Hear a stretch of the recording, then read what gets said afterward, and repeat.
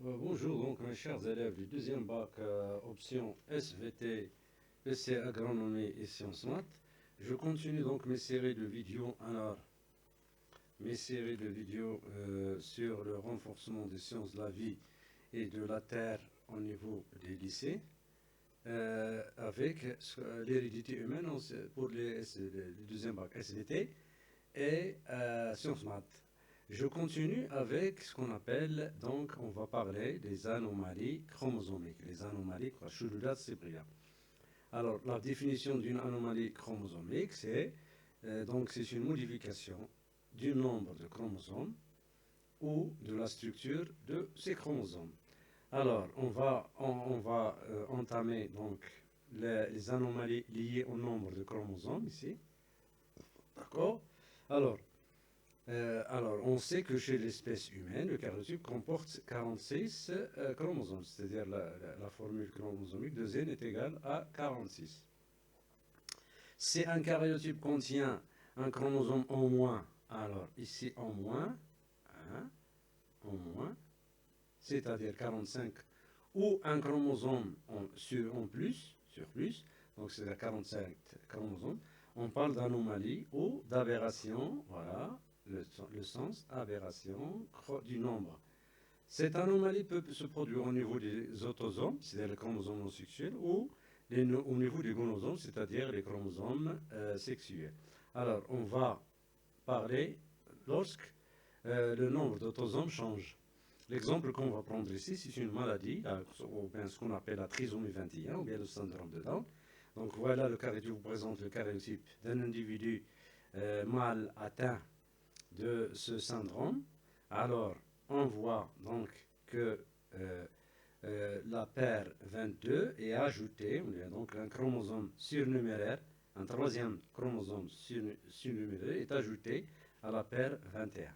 C'est pourquoi on l'appelle la trisomie 21. D'accord?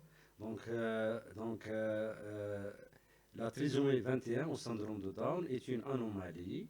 Donc, je voulais un peu l'exercice. Les informations en ce qui concerne donc cette anomalie. Voilà. Voilà, donc la trisomie 21 au syndrome de Down est une anomalie les plus fréquentes. Donc la plus fréquente, le karyotype comporte 3 chromosomes 21 au lieu de 2. Les sujets atteints ont des caractéristiques communes, une taille courte et trapue, les yeux obliques vers le bas, mains courtes à paume avec un seul pli transversal et un retard mental. D'accord? Certaines trisomies, comme la trisomie 13 ici, et 18, entraînent la mort de l'enfant au bout de quelques semaines. D'autres, comme la trisomie 8, n'entraînent que les handicaps légers qui sont compatibles avec la vie. Cette anomalie s'explique par, donc l'explication va expliquer la cause, elle est due à la non-disjonction, la non-séparation des chromosomes homologues pendant la méiose. Ce qui entraîne la formation de gamètes anormaux comportant deux chromosomes 21. Après la fécondation, on se retrouve avec un œuf qui comporte trois chromosomes. Donc on va voir ça ici. Donc vous avez un schéma, on a un schéma ici. Voilà, donc, voilà donc la cellule mère des gamètes chez la femme. La cellule mère, donc ici les ovogonie, ici les spermatogonie chez l'homme. Voilà, donc on va parler seulement des chromosomes 20 et 21 ici, donc 20 et 21, deux paires, hein, d'accord. Alors, au cours de la méiose, qu'est-ce qui se produit, que ce soit chez le père ou la mère, et surtout chez les mères qui dépassent l'âge de 37 ans, voilà. Donc, la méiose, qu'est-ce qui se passe? Non-disjonction de chromosomes de la paire 21 ici, d'accord. Donc, il y a séparation ici de la paire 20, mais la paire 21, donc, il y a donc non-disjonction, non-séparation des chromosomes homologues 21. Donc, formation de gamètes anormaux. Alors, on suppose que chez le père, il n'y a pas de problème, il y a séparation normale des chromosomes. Donc, chez la mère, c'est surtout un grand pourcentage chez les femmes. Alors, la fécondation d'un ovule anormal comportant deux chromosomes 21 avec un spermatozoïde ici normal comportant un seul. Donc le zygote possédera donc trois paires le chromosome 21, ce qui donne donc la trisomie 21. Un chromosome, donc la fécondation d'un gamète, un ovule qui ne contient pas le chromosome 21, donc par un spermatozoïde normal, donnera ce qu'on appelle la monosomie ici, la monosomie, c'est-à-dire un seul chromosome, donc 21. D'accord? Ça, c'est ce qu'on appelle donc pour la formule chromosomique de la maladie de Down. Donc 2N, on a 2N, donc plus 1 est égal à 47. 47 est égal donc à 45 autosomes plus le chromosome sexuel et deux chromosomes X, Y, puisque c'est un mâle. D'accord? Alors ça, c'est lorsque l'anomalie chromosome touche les autosomes. On va voir maintenant, lorsque l'anomalie donc, touche les chromosomes sexuels, donc on va parler ici de ce qu'on appelle le syndrome de Turner et le syndrome de Klinefelter. Donc le syndrome de Turner, il touche les femmes, c'est ce qu'on appelle la monosomie X, et le syndrome de Klinefelter, il touche les hommes. D'accord?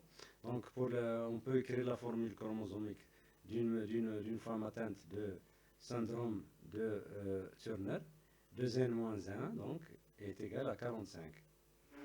C'est-à-dire 46 moins 5 moins 1 est égal. Alors, les autosomes sont normaux, vous avez 44 autosomes, 44A, mais plus un seul chromosome sexuel. Donc il manque un chromosome sexuel X. Pour le syndrome de Klinefelter qui touche les humains, ils ont donc un X surnuméraire. Donc il a double X.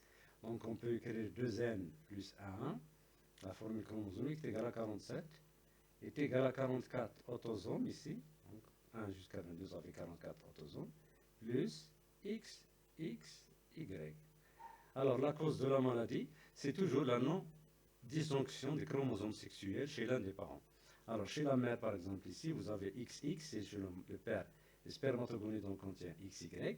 Alors la non-disjonction ici de chromosomes sexuels XX donne un gamète anormal, ici le gamète des ovules anormaux.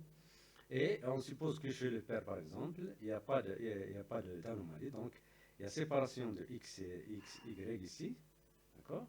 Alors la fécondation d'un ovule contenant XX avec c'est-à-dire un gamète contenant X, ça fait ce qu'on appelle la trisomie X. La trisomie X. Alors, la fécondation d'un chromosome, la fécondation d'un ovule contenant double X par un spermatozoïde contenant Y donnera ce qu'on appelle le syndrome de Klinefelter qui touche les hommes. D'accord?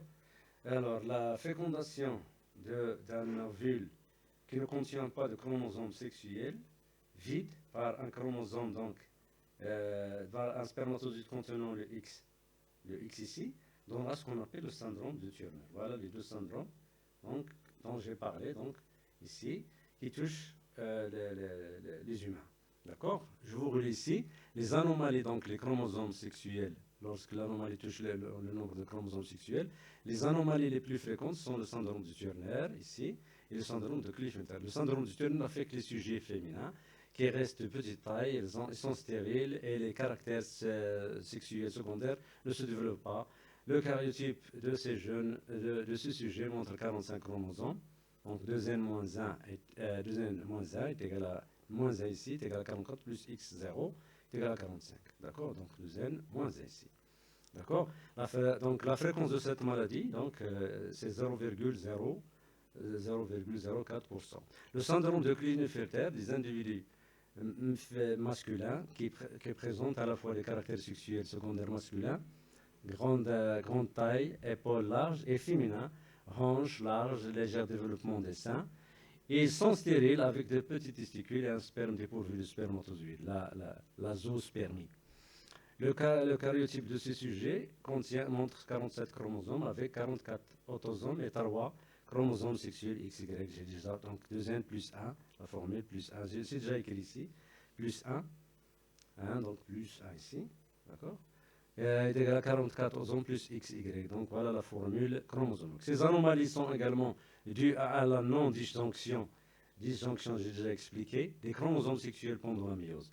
ce qui conduit à la formation des gamètes.